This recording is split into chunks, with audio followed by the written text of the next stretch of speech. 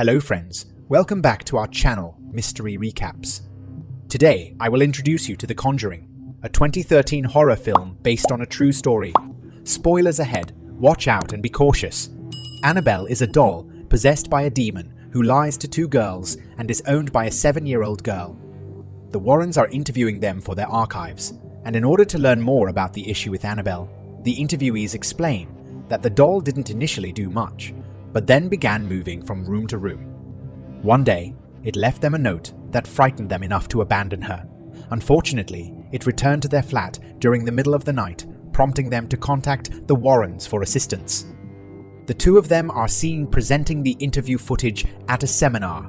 A member of the audience asked the group what they call themselves. The husband states that they are demonologists, paranormal researchers, and ghost hunters, while the wife prefers to be addressed as Ed and Lorraine. They've handled thousands of cases over the course of their careers, but the one you're about to witness is so malicious that they've kept it hidden until now. It is the year 1971, the location where Harris died in Rhode Island. A family moves into their new residence. Younger siblings are more enthusiastic than the oldest daughter. Roger and Carolyn believe her behavior is typical of a first-born child. Their dog is likely the least enthusiastic about their new home, as it refuses to even enter it. Later, the family is seen slowly unpacking their belongings inside the house. Cindy brings a wind chime to their porch and summons April to return inside. April desires to show her the music box she discovered in the backyard. That evening, the girls are hiding and clapping in the house. Two of them flee, leaving Christine to blindfoldedly search for them. They clap their hands for her to locate them. The next morning, Carolyn wakes up and walks through the house, greeting the kids. Andrea tells her that there was an awful smell in her room. She walks downstairs and sees that the clock has stopped at 3. Carolyn finds Roger in the cellar, setting up a light. She has no idea what they'll do with the stuff that's in there. He thinks that there might be some antiques worth a lot of money. Roger stays down there to get the furnace working, and Carolyn goes to make coffee. Another clock can be seen stopped. At the same time, April looks for their dog, so she tells her to search outside. In a few moments, the parents hear April scream outside and run over to her. They find the dog dead. Meanwhile, Ed shows a reporter inside the room with their collection of things that have been taken from cases they have worked on. The reporter asked him if it's safe to have it all there than to have it destroyed. But it tells him that sometimes it's better to keep those things in one piece so they can contain what might be inside of them. Later, the girl is with Lorraine and Ed walks in to bring her some coffee. They send Judy down for dinner and talk about the reporter. Lorraine can see that Ed is thinking about an incident that happened a while ago and tells him no to blame himself about it anymore. Back at the farmhouse, the girls are sleeping in their rooms and Christine feels like someone is grabbing her foot. Roger wakes up at his desk. He hears something in the house and follows it to the kitchen. The window is open, so it appears that it was only a breeze. He discovers Andrea on the stairs after hearing a noise on the second floor, who alerts him to Cindy's presence in her room, sleepwalking. They observe the girl hitting her head against the wardrobe door. They do not awaken her and return her to bed. The following day, Roger informs Carolyn of the incident, and she is concerned about what they can do about the sleepwalking. He observes that she has yet another bruise, but she has no idea how she acquired it. He recommends that she see a doctor. As Roger exits the house, he hears a bird collide with the structure and perish. Carolyn sends the girls to school and checks on April, who was speaking to an absent individual in her room. She claims to be speaking with Rory. Her new friend then gives her the music box she discovered and informs her that she must play it in order to see him. When the music stops, she will see him standing behind her in the mirror. When Andrea enters her room and requests April, the wardrobe door opens. Carolyn requests the third clap and receives one from the closet. She approaches it and hears breathing, but then she hears a girl running out of the room. April enters the room, and Carolyn is confused about the events of the evening. When Roger returns home, he receives a call for a job. They head for bed. Christine is sleeping when her leg is grabbed, and she is dragged down the bed. She observes that her sister is sleeping in the other bed, and then she peers beneath her own bed. The door to the girl's bedroom creaks open, and she notices something next to it. So she rouses her sister and asks if the person behind the door is staring directly at them.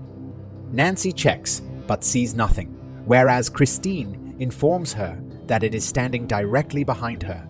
Christine screams, and the door slams, causing her parents to rush into the room. They inquire what occurred, and she informs them, but they do not see anyone. She reports that he once told her that her family was deceased. Carolyn is later observed taking dietary supplements. Suddenly, the piano in the basement begins to play. Carolyn enters the house and informs whoever is in the basement that she will lock the door. The moment she turns around, the door slams shut in her face, sending her careening down the stairs. A ball falls from the adjacent wall, and as she ascends the stairs, the light bulb breaks. Jennifer strikes a match. When someone asks her if she wants to play hide and seek and clap, she claps alongside that person. In the interim, Cindy is in Andrea's room, again hitting her head against the wardrobe. She is assisted by Andrea to the bed. Suddenly, the banging noise continues, and Andrea approaches the wardrobe. When Andrea unlocks the door, Cindy awakens. A creature materializes atop the wardrobe and leaps onto the girl. Roger arrives home to the sound of screams from within the residence. He removes Carolyn from the cellar before ascending to Andrea's room. She is wailing on the ground. The Warrens are delivering a second lecture on demonic possession and exorcism. While he is not authorized to perform exorcisms, he has observed numerous. Afterwards, he describes the stages of demonic activity, including infestation, oppression, and possession. She informs them that a foul stench, reminiscent of rotting meat, is circulating throughout the house, and explains that this could indicate demonic activity. He checks the locked door behind him, and Roger tells him that if they don't keep it that way, the door will bang in sets of 3 all night until dawn, which may be an insult to the Holy Trinity. Later, an interview is conducted with the couple. He inquires as to why they do not leave, but their funds are tied to the house and they have nowhere else to go. Ed records the interview in which Carolyn begins to describe what had occurred in the house. Lorraine discusses Rory with April. The girl asserts that he has always stated that something bad has happened to him, presumably because it has.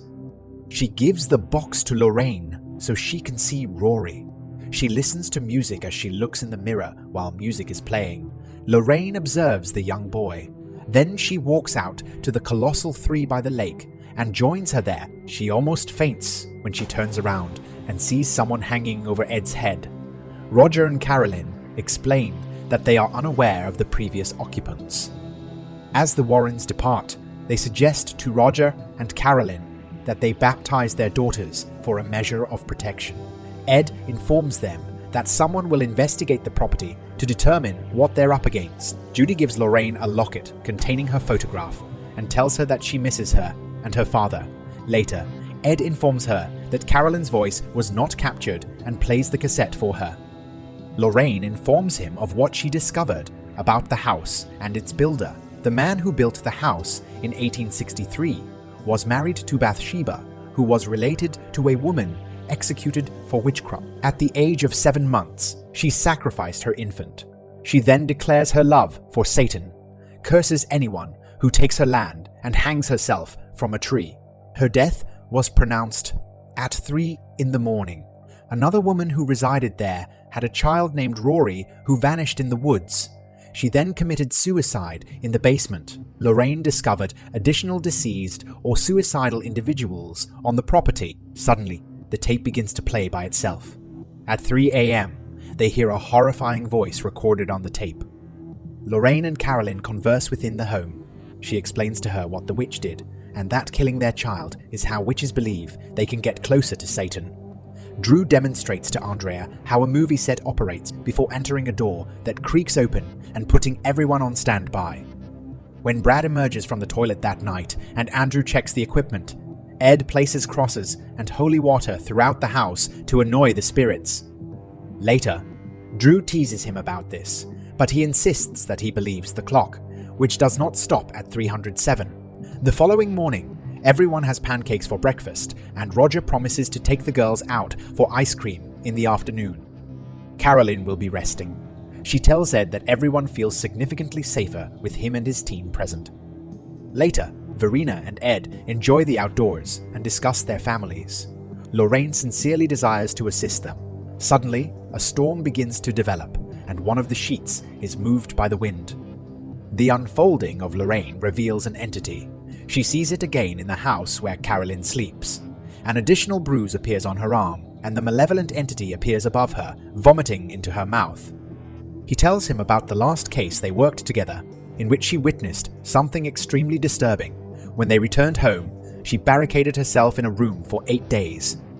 She never disclosed what she observed, and he will never inquire. That evening, everything is prepared, and the journey begins. Brad returns to the kitchen for additional coffee.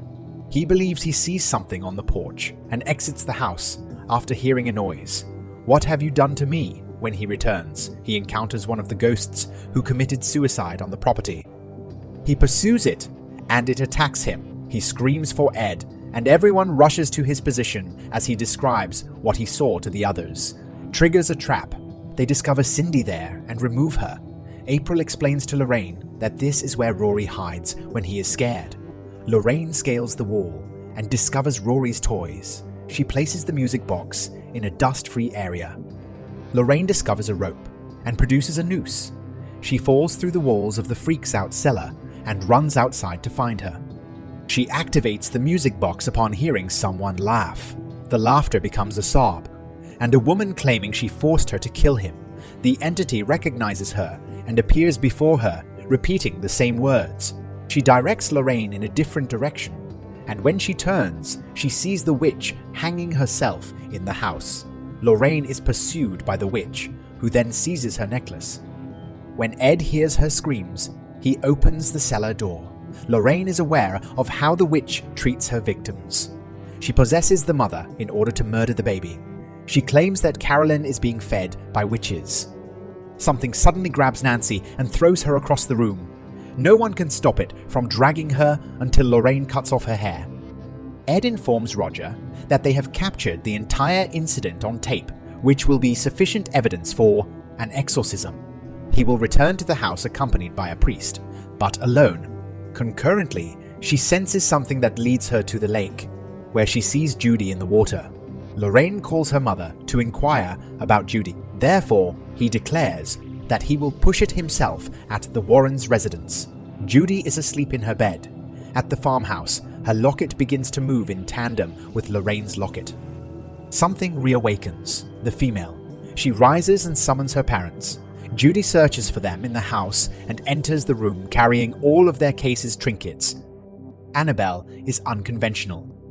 The girl runs up the stairs, and the lights go out as she does so. So she calls her grandmother. She is surrounded by darkness, and something is banging on the door of the room where she is hiding. It stops abruptly.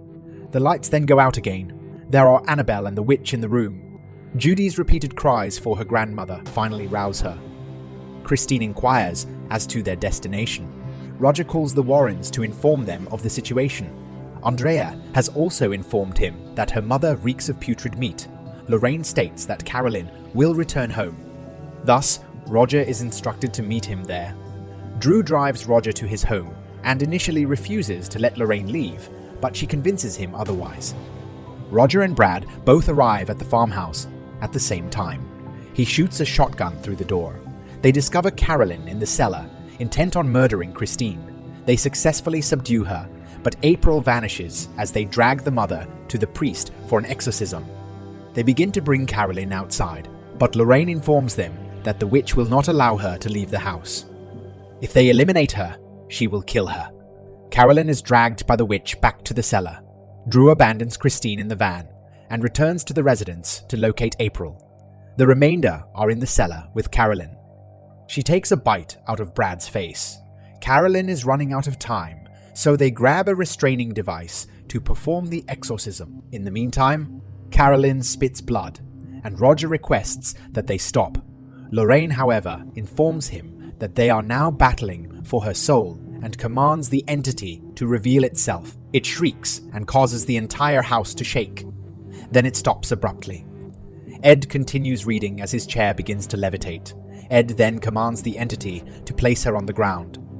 It attempts to drop a cabinet on him, but he avoids it and instructs the others to keep her still. Roger tells the entity to release Carolyn, but it responds that she has already left and that they will all perish at once. Drew discovers April beneath the house and informs everyone. Carolyn hears him and pursues the woman. They all pursue Carolyn, but she locates the child first. Ed summons the witch's attention by calling her by name, then orders her to return to hell. When they close the door, the music box begins to play. Be sure to subscribe and enable notifications so you can view similar videos. Thank you for viewing.